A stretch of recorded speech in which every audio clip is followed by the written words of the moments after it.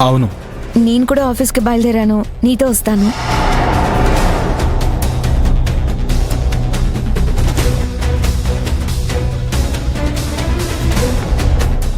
నువ్వు వేరే కార్లో రా, లేదంటే ఆటోలో రా.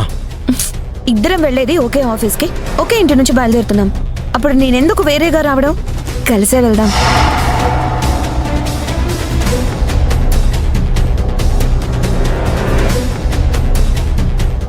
ఎందుకు అది కోపంగా చూస్తావు?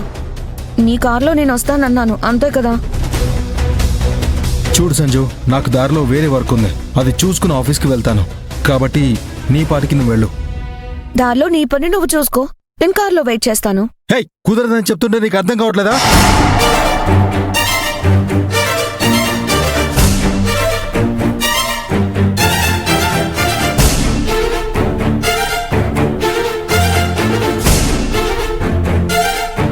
చూడండి అంకుల్ ఎలా అంటున్నాడో. తనని నన్ను తీసుకెళ్ళమని మీరైనా చెప్పండి.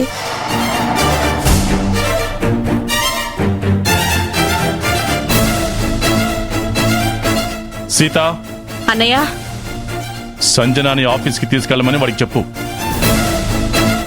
అది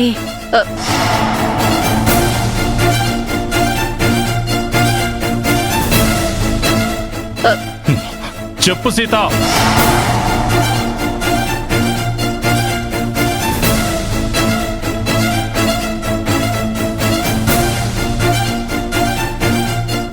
తీసుకెళ్తానులే సీతమ్మా.